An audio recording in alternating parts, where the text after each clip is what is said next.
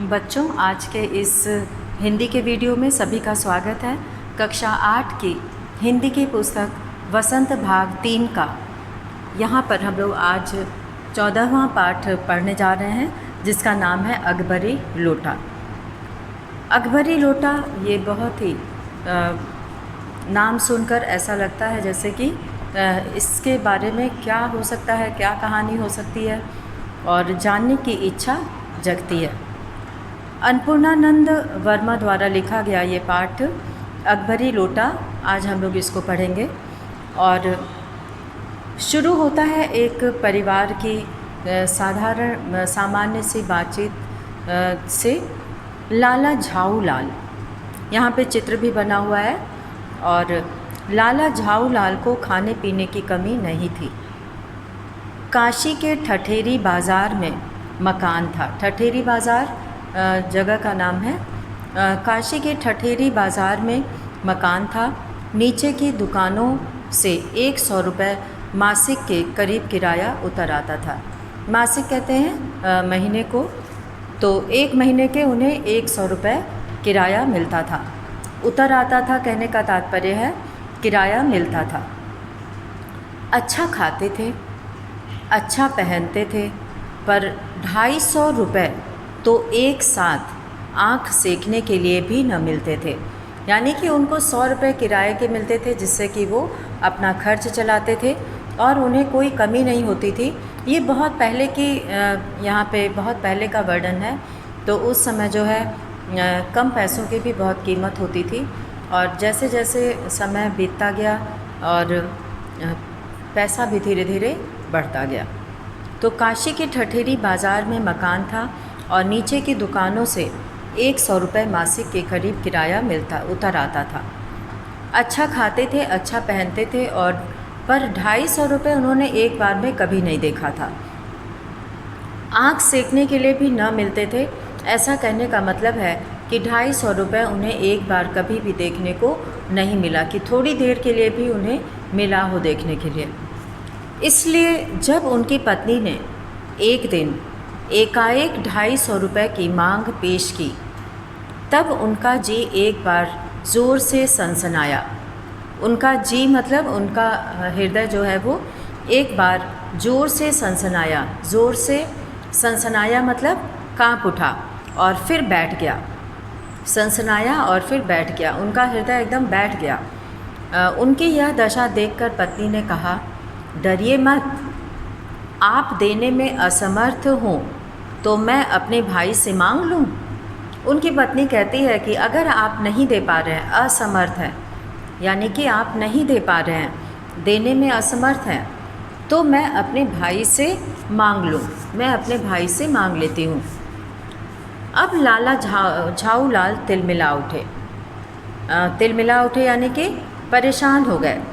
उन्होंने रोब के साथ कहा, रोब मतलब बहुत ही भाव के साथ, अजी हटो, 250 रुपये के लिए भाई से भीख मांगोगी, मुझसे ले लेना। अब वो कहते हैं कि 250 रुपये तुम अपने भाई से भीख मांगोगी तो अच्छा नहीं लगेगा, तुम मुझसे ले लेना। अब लेकिन मुझे इसी ज़िंदगी में चाहिए। अब उनकी पत्नी को न जाने क्या सूझा, क्या उनको महसूस हुआ। उन्होंने कहा कि मुझे इसी ज़िंदगी में चाहिए, अर्थात ये नहीं कि देने के नाम पे बहुत दिन, महीने, साल बीतते गए और नहीं मिला। अजी इसी सप्ताह में ले लेना। झाऊ लाल बोलते हैं कि इसी सप्ताह में ले लेना। सप्ताह से आपका तात्पर्य 7 दिन से है या 7 वर्ष से? अब उनकी पत्नी कहती है कि सप्ताह में तो वैसे 7 ही दिन होते हैं, लेकिन आपका सप्ताह कितना बड़ा होने वाला है, 7 दिन में देंगे या 7 वर्ष में?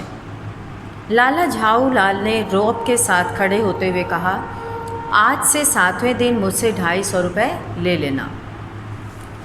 लेकिन जब 4 दिन ज्यों त्यों में यूँ ही बीत गए, यानी कि इकट्ठा करने में ही, खोजने में, और रुपयों का कोई प्रबंध न हो सका, तब उन्हें चिंता होने लगी। प्रश्न अपनी प्रतिष्ठा का था, अपने ही घर में अपनी साख का था। यानी कि उन्हीं के घर में उन्हीं की पत्नी जो है वो पैसे मांगी थी और उन्हीं को देने में जो है उनकी प्रतिष्ठा दांव पर लगी थी। उन्होंने वचन दे दिया था कि वो जो है 7 दिन के अंदर 7वें दिन ही वो 250 रुपये अपनी पत्नी को देंगे और देने का पक्का वादा करके अगर जब दे न सके तो अपने मन में क्या सोचेगी, उसकी नज़रों में उसका क्या मूल्य रह जाएगा। जो वो बहुत ही भाव के साथ और बहुत ही रौब के साथ उन्होंने कहा था कि 7वें दिन ही ले लेना, लेकिन 4 दिन तो ज्यों त्यों ही बीत गए, ऐसे वैसे में ही बीत गए। तो अब उनकी प्रतिष्ठा का, उनकी मान सम्मान का जो है बात आ गई कि अब वो क्या कहेंगे, वो क्या सोचेगी उनकी पत्नी, उनके बारे में अपने मन में क्या सोचेगी, उसकी नज़रों में उसका क्या मूल्य रह जाएगा। तो इस तरह से वो कहते हैं कि अपनी वाहवाही की सैकड़ों गाथाएं सुना चुके थे, अब जो एक काम पड़ा तो चारों खाने चित हो रहा है। यानी कि बातें तो बड़ी बड़ी करते हैं, लेकिन एक काम जब आ पड़ा तो उनको कुछ समझ में नहीं आ रहा है कि कैसे करें। यह पहली बार उसने मुंह खोलकर कुछ रुपयों का सवाल किया था। इस समय अगर दुम दबाकर निकल भागते तो फिर उसे क्या मुंह दिखलाएंगे, और अगर हम 250 रुपये नहीं दे पाए तो उसे क्या मुंह दिखलाएंगे। अर्थात लाला झाऊ लाल को अपनी प्रतिष्ठा, अपना सम्मान खतरे में लग रहा था। उन्हें लग रहा था कि ऐसे तो मैं सैकड़ों कहानियाँ सुना चुके हैं, अपनी तारीफ़ करके, अपनी ही जो है वाहवाही करके बहुत सारी किस्से सुना चुके हैं, लेकिन अब एक काम ये जो उन्होंने 250 रुपये देने का वचन दिया है, वादा किया है, तो वो कैसे पूरा होगा, इसको लेके वो परेशान है, चिंतित हैं। खैर, अगला अनुच्छेद हम लोग पढ़ रहे हैं। खैर, एक दिन और बीता। 5वें दिन घबराकर उन्होंने पंडित बिलवासी मिश्र को अपनी विपदा सुनाई। विपदा मतलब परेशानी।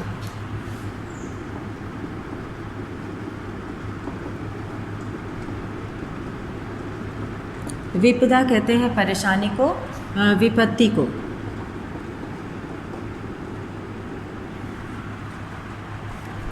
उन्होंने अपनी परेशानी पंडित बिलवासी मिश्र को अपनी विपदा सुनाई।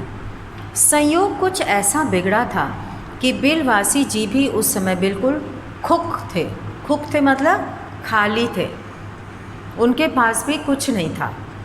ये संयोग था, यानी कि ऐसा समय था कि वो भी बिल्कुल खुक थे, यानी कि खुक्खा कहते हैं कि खाली चीज़ को, वो भी बिल्कुल खाली थे, उनके पास कुछ भी नहीं था।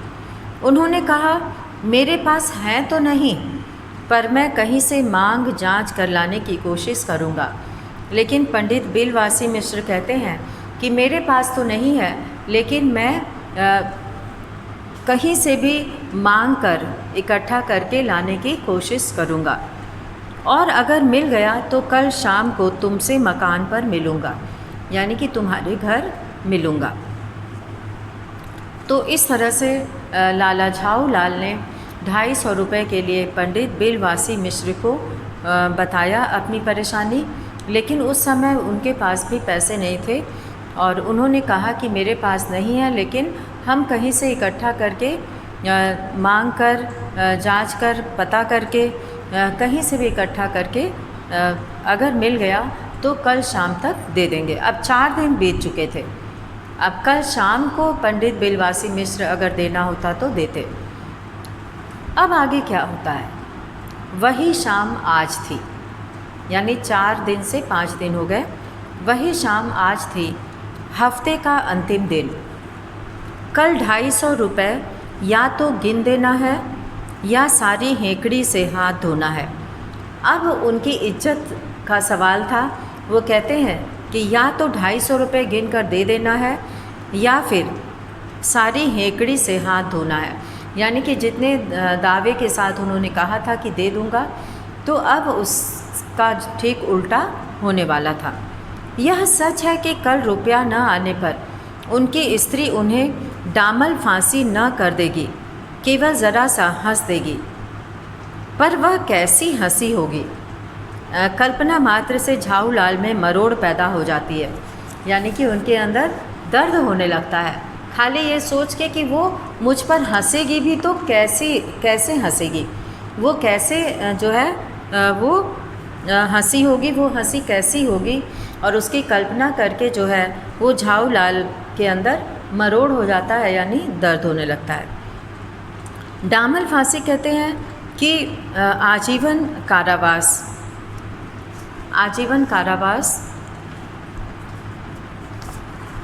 इसको जो है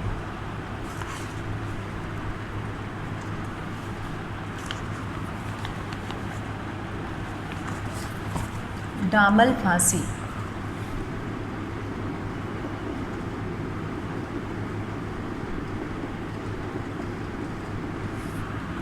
आजीवन कारावास का दंड,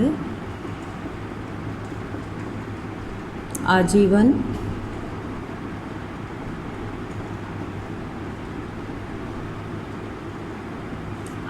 कारावास का दंड देश निकाला,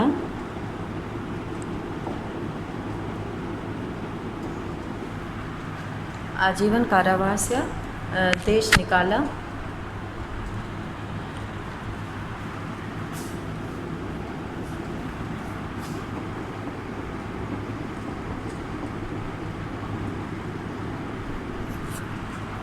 आजीवन का मतलब होता है जीवन भर के लिए।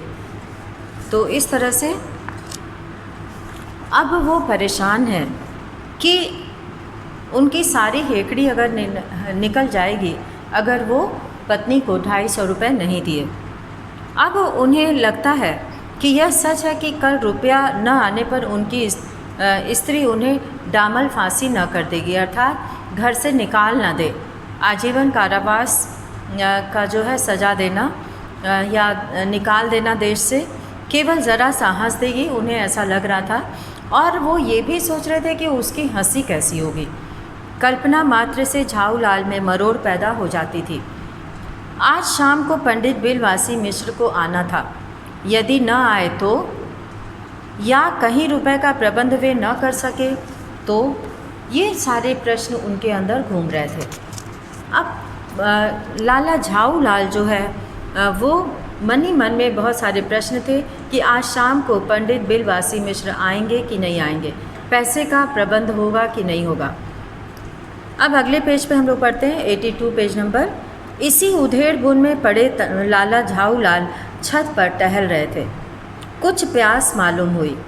उन्होंने नौकर को आवाज़ दी। नौकर नहीं था, खुद उनकी पत्नी पानी लेकर आई। वह पानी तो ज़रूर लाई, पर गिलास लाना भूल गई थी। केवल लोटे में पानी लिए वह प्रकट हुई, यानी कि वहाँ पर केवल लोटे में पानी लेकर आ गई। फिर लोटा भी संयोग से वह जो अपनी बेढंगी सूरत के कारण लाला झाऊलाल को सदा से नापसंद था तो नया, 1-2 साल का ही बना, पर कुछ ऐसी गढ़न उस लोटे की थी कि उसका बाप डमरू माँ चीलम रही हो, यानी कि इतना जो है उस पर नक्काशी थी। ऐसा लग रहा था लोटे की उसकी डिज़ाइन को, गढ़न कहते हैं डिज़ाइन को, देख कर कि उसका बाप डमरू और माँ चीलम रही हो। लाला ने लोटा ले लिया, बोले कुछ नहीं, अपनी पत्नी का अदब मानते थे, यानी कि अपनी पत्नी का मान सम्मान करते थे। मानना ही चाहिए, इसी को सभ्यता कहते हैं। जो पति अपनी पत्नी का न हुआ वह पति कैसा। फिर उन्होंने यह भी सोचा कि लोटे में पानी दे, तब भी गनीमत है। अभी अगर चूं कर देता हूँ तो बाल्टी में भोजन मिलेगा, तब क्या करना बाकी रह जाएगा। तो यहाँ पे लाला झाऊलाल जो है वो अपने मन की बात कहते हैं कि पत्नी जो है लोटा ले आई पानी के लिए, लेकिन गिलास लाना भूल गई, और लोटा उनको नापसंद था। उसकी गढ़न ऐसी थी, डिज़ाइन ऐसी थी कि वो उनको बिल्कुल भी पसंद नहीं आती थी। लोटा ले लिए वो और कुछ बोले नहीं। अपनी पत्नी का बहुत वो आदर करते थे, अदब करते थे। अदब करना मतलब सम्मान करना, और करना भी चाहिए, इसी को सभ्यता कहते हैं। और जो पति अपनी पत्नी का न हुआ वह पति कैसा, यानी जो पति अपनी पत्नी का आदर सम्मान ना करे तो वो पति कैसा। और फिर उन्होंने ये सोचकर लोटा जो है, लोटे में पानी दे तब भी गनीमत है, और अभी अगर मैं चूँ कर देता यानी कि कोई कमी निकाल देता, कुछ बोल देता, तो बाल्टी में भोजन मिलेगा, तब क्या करना बाकी रह जाएगा, यानी कि उससे अधिक खराब क्या हो सकता है। आगे लिखा है कि लाला अपना गुस्सा पीकर पानी पीने लगे। उस समय वे छत की मुंडेर के पास ही खड़े थे। मुंडेर कहते हैं छत के आसपास की जगह को। मुंडेर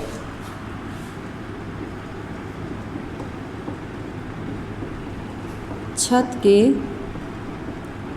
आसपास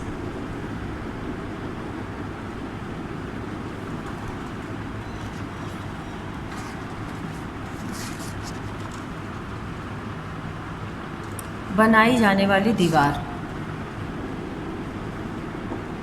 बनाई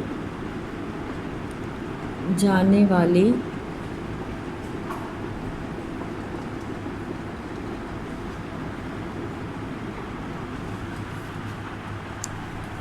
तो छत के किनारे किनारे जो दीवार बनाई जाती है, बाउंड्री बनाई जाती है, उसको मुंडेर कहते हैं।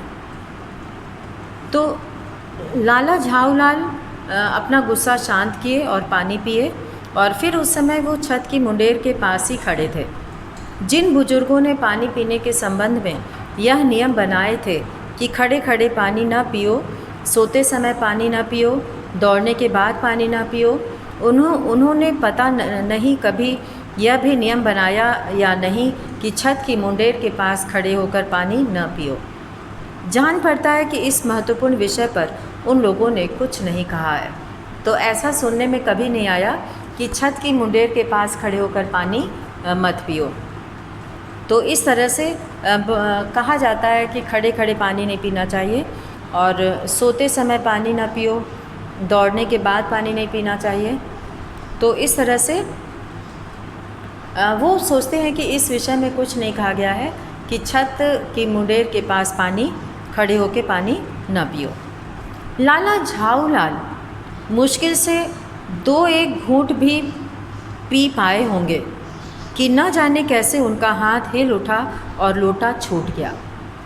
अब वो मुंडेर के पास खड़े होकर पानी पी रहे थे, और न जाने कैसे 1 ही 2 घूंट वो पी पाए थे, तभी उनके हाथ से अचानक लोटा छूट गया। अब क्या होता है कि लोटे ने दाएं देखा न बाएं, वह नीचे गली की ओर चल पड़ा। अपने वेग में उल्का को लजाता हुआ वह आँखों से ओझल हो गया। यानी कि वेग कहते हैं गति को। इतनी तेज़ गति से वो नीचे गिरा कि आँखों से ओझल हो गया, यानी कि अब वो आँखों से नहीं दिखाई दे रहा था कि किधर है लोटा।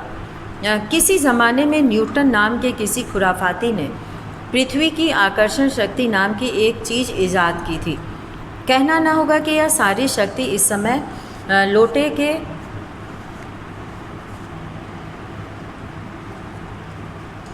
लोटे में आ गई थी, लोटे के पक्ष में थी। यानी कि ये सारी न्यूटन के जो गुरुत्वाकर्षण की जो शक्ति का नाम आता है, वो सब अब लोटे में था। आगे हम लोग पढ़ेंगे कि लाला को काटो तो बदन में खून नहीं। ऐसी चलती हुई गली में ऊंचे तिमंजले से भरे हुए लोटे का गिरना हंसी खेल नहीं। यह लोटा न जाने किस अनाधिकारी के झोंपड़े पर काशीवास का संदेश लेकर पहुंचेगा। अब उन्हें डर था कि ये लोटा न जाने किसके ऊपर गिरा होगा और अभी क्या संदेश लेकर यहाँ पर आएगा। उन्हें डर था कि ये लोटा किसी के सिर पे न लगा हो या किसी को लगा न हो और वो जो है शिकायत लेकर हमारे पास आए। कुछ हुआ भी ऐसा ही। गली में ज़ोर का हल्ला उठा। लाला झाऊलाल जब तक दौड़कर नीचे उतरे तब तक एक भारी भीड़ उनके आंगन में घुस आई। लाला झाऊलाल ने देखा कि इस भीड़ में प्रधान पात्र एक अंग्रेज़ है जो नख शिक से भीगा हुआ है और जो अपने एक पैर को हाथ से सहलाता हुआ दूसरे पैर पर नाच रहा है। उसी के पास अपराधी लोटे को भी देखकर लाला झाऊलाल जी ने फ़ौरन 2 और 2 जोड़कर स्थिति को समझ लिया। यानी कि उसी के पास वो लोटा था। गिरने के पूर्व लोटा एक दुकान के साइबान से टकराया। साइबान यहाँ पे कहते हैं कि उस कपड़े को वो छप्पर या कपड़ा जिससे कि पर्दा लगाकर धूप और बारिश से बचाव के लिए जो है मकान या दुकान के आगे लगाया जाता है, जिससे धूप ना आए और बारिश का पानी ना आए। तो ऐसे साइबान से टकराया और वहाँ टकराकर उस दुकान पर खड़े उस अंग्रेज़ को उसने सांगोपांग स्नान कराया। सांगोपांग यानी कि पूरी तरह।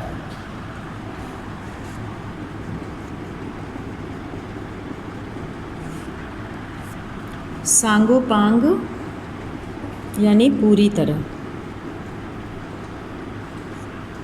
ऊपर से नीचे तक सांगोपांग कहते हैं।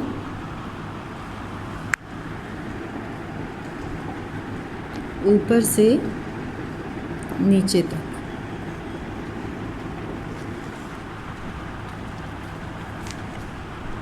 अब उस अंग्रेज को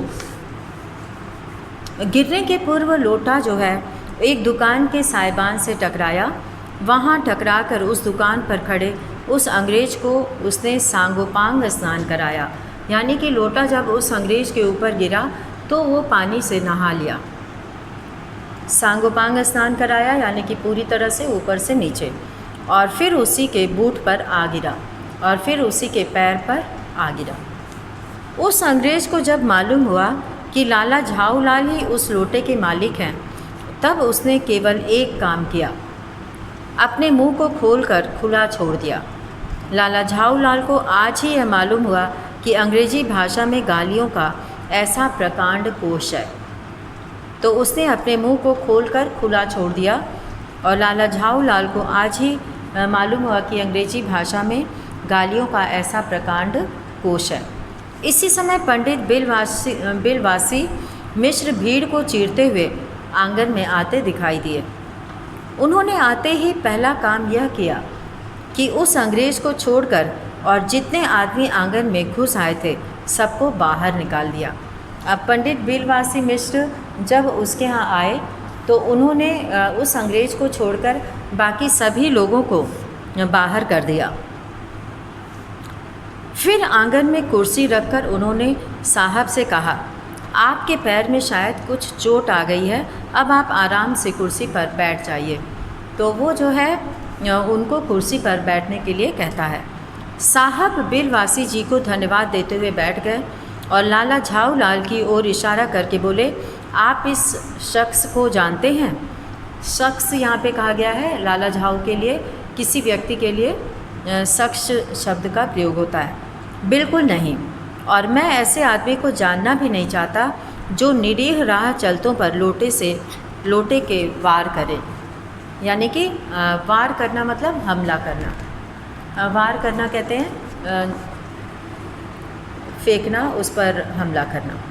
इसी उधेड़ बुन में अब आगे हम लोग पढ़ रहे हैं, इसमें अगला जो है बिल्कुल, वो कहते हैं कि मैं इसको बिल्कुल नहीं जानता। और फिर वो बोले, मेरी समझ में ही इज़ अ डेंजरस ल्यूनाटिक, यानी कि यह खतरनाक पागल है। वो अंग्रेज़ कहता है कि मेरी समझ में ही इज़ अ डेंजरस ल्यूनाटिक, यानी कि यह खतरनाक पागल है।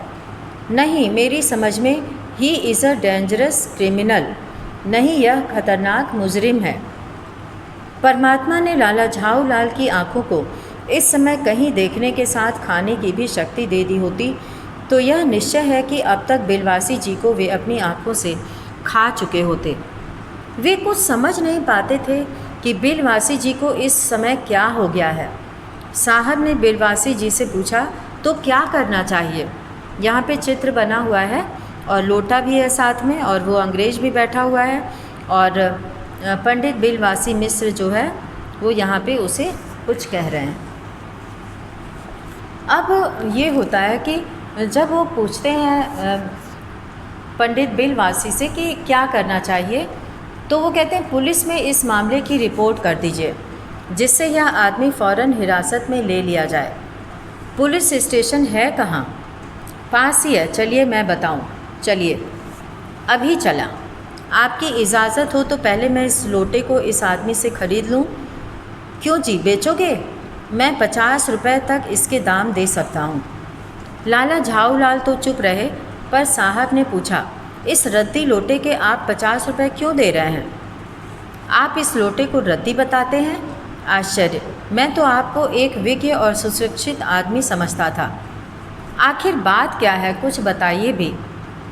तो लाला झाऊलाल से साहब ने पूछा कि इस रद्दी लोटे के आप 50 रुपये क्यों दे रहे हैं? तो वो कहते हैं कि आखिर बात क्या है, कुछ बताइए भी। जनाब, यह एक ऐतिहासिक लोटा जान पड़ता है। जान क्या पड़ता है? मुझे पूरा विश्वास है यह वह प्रसिद्ध अकबरी लोटा है जिसकी तलाश में संसार भर के म्यूज़ियम परेशान हैं। यह बात? जी जनाब, 16वीं शताब्दी की बात है।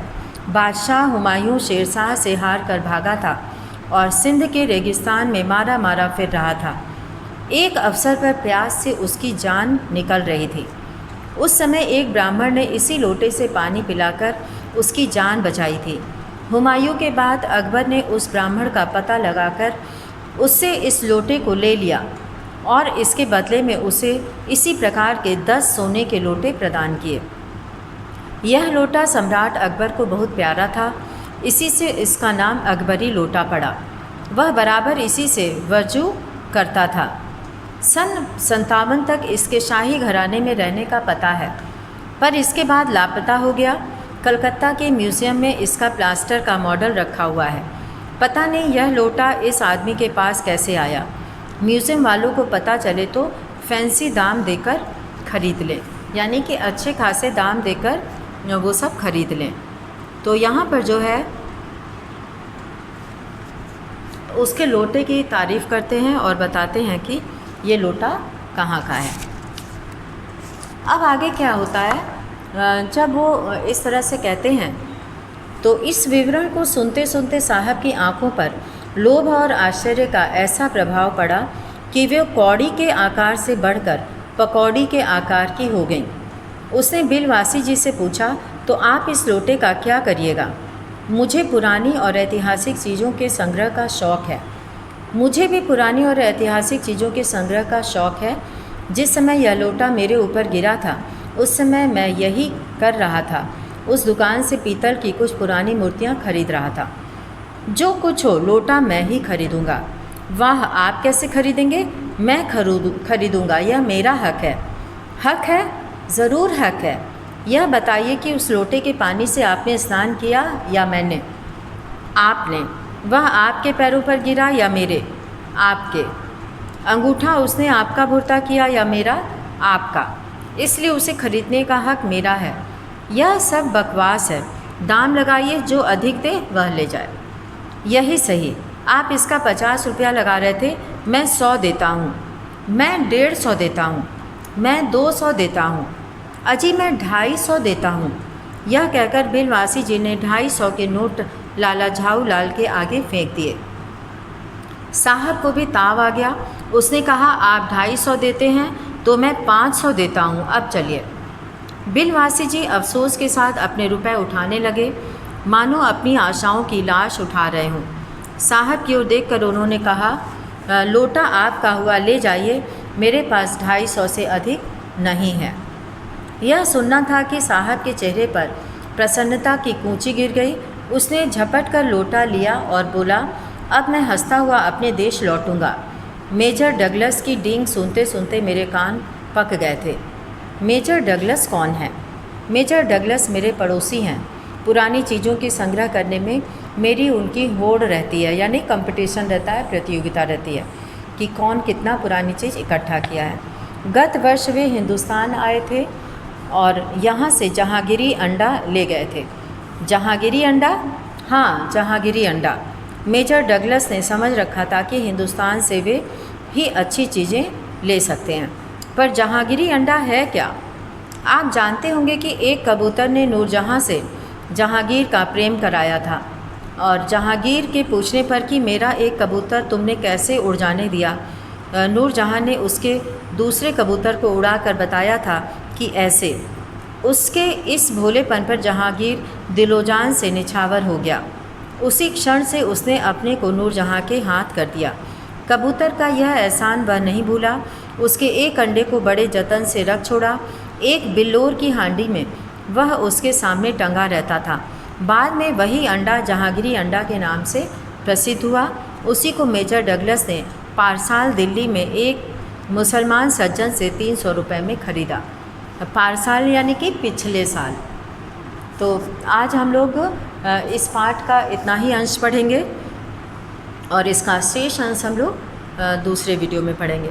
तो इसी के साथ आज का ये वीडियो यहीं समाप्त करते हैं। धन्यवाद।